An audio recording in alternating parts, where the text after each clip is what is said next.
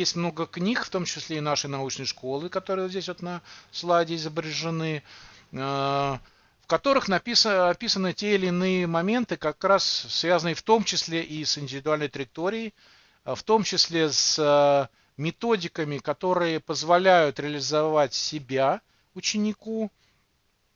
Они помогают ему, значит, проявить себя не только по траектории, но и по продуктам образовательным. И касаются, ну, нескольких сфер. Я вот уже о доктрине сказал, это наше как бы направление такое нормативно-концептуальное, да, мы его продолжаем. То есть доктрина, хотя и разработана, но сама доктринальная работа продолжается вестись.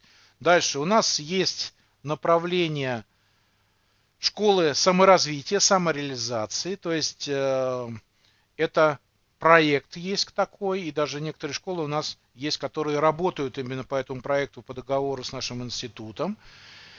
Дальше один из наших давних проектов это эвристический класс. То есть мы предлагаем поддержку класса, который решил для себя с учителями, родителями, учениками вести обучение по эвристическим методикам, по обучению как открытию. И дети постоянно, непрерывно находятся в состоянии генерации учебных знаний, а не просто их изучения.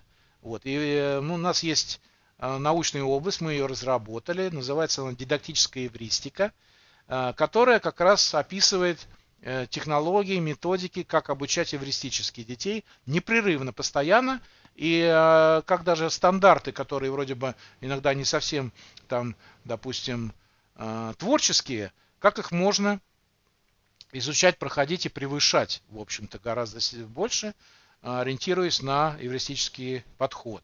Поэтому эвристический класс это вот наш проект. Приглашаю, посмотрите, кто захочет, он найдет по ссылкам. И мы с удовольствием новых желающих, так сказать, к себе примем и учителей, которые готовы такой класс у себя в школе создать, и родителей, которые его будут поддерживать. Но я хочу сказать, что дети, конечно, в эвристических классах становятся совершенно другими. Буквально даже за год очень сильные изменения происходят. А уж за 10-11 лет это, ну, еще больше. Такая проблема, и она, может быть, не все это знают, но, может быть, чувствуют. А проблема состоит в следующем. Вот я сам, когда исследования проводил свои диссертационные, выявлял степень проявленности творчества в разном возрасте у детей. И получилось следующее, что в начальной школе, в первых классах начальной школы, до 30% детей способны создавать продукцию высокого уровня. Если мы даже разделим всего на 3 части, высокий, средний, там, низкий уровень творчества, но низкий уровень творчества это уже лучше, чем даже просто без творчества, да? Так вот, в младшей школе до 30% детей, даже без какого-то особого обучения, способны создавать продукцию высокого уровня творчества, по нашим оценкам. И аналогичную задачу мы проводили в старших классах, и там получилось, что около 3% всего учеников проявляли на высоком уровне способности к творчеству. То есть было обнаружено практически десятикратное уменьшение креативного потенциала детей за 11 лет. Вот. И получилось, что причины эти как бы заложены в самой системе образовательной. То есть мы увидели, например, во многих учебниках, в большинстве учебников, количество учебных заданий на креативный, на открытый продукт, то есть где нет однозначно заданного решения, да, то есть что 2 × 2 там не может быть не 4, да, например. То есть дается творческий как бы анализ. Там таких заданий всего как раз 3%. Почти что явная корреляция с количеством детей, да, которые способны творчески создавать творческий продукт. Поэтому, что мы, конечно, это нам не понравилось, что десятикратно уменьшается творческий потенциал.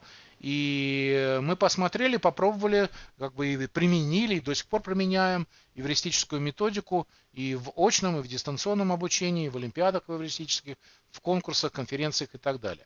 И поэтому Эвристический подход, он понятие индивидуальной траектории как нельзя лучше ему подходит. То есть там как раз непрерывное созидание происходит, продуцирование образовательных результатов детьми, и поэтому как бы они это делают, естественно, только лишь в индивидуальной траектории, никак по-другому.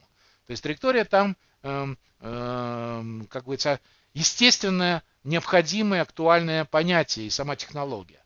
Вот. Хотя я говорю, что хочу сказать, что индивидуальная траектория может быть использована и в других системах обучения, не только в эвристической системе, да, в других тоже.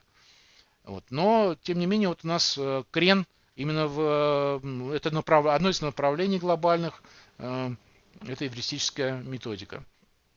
Дальше мы занимаемся компетентностным подходом.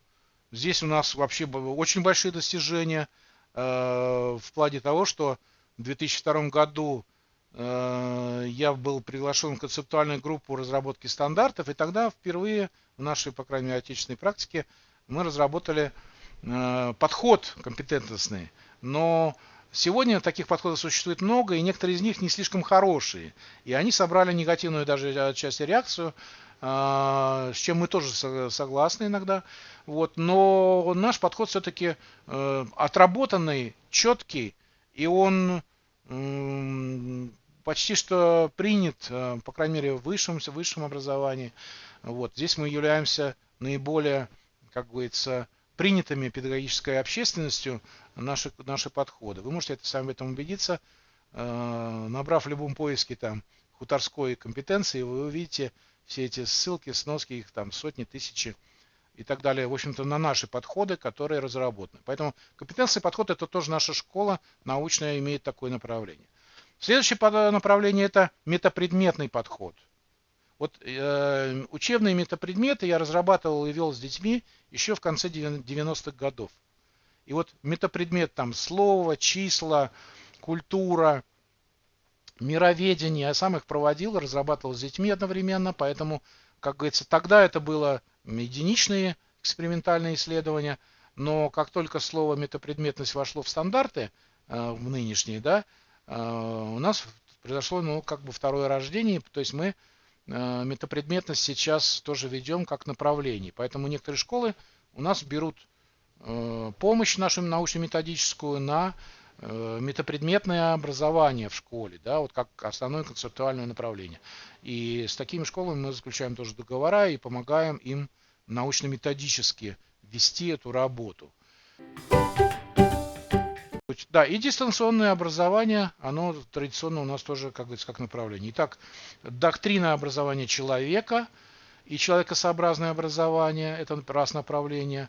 Самореализация, школа самореализации, это второе. Эвристический класс, компетентностный подход, метапредметный подход, дистанционный подход. Вот как бы направления, по которым у нас есть книги, работы, продукты. И в каждом из них индивидуальная траектория занимает свое почетное необходимое место. Здесь есть вот у нас ссылки на магазины, где можно посмотреть и купить что-то из тех книг, которые у нас изданы. Они, кстати, есть и бумажные, есть и электронные.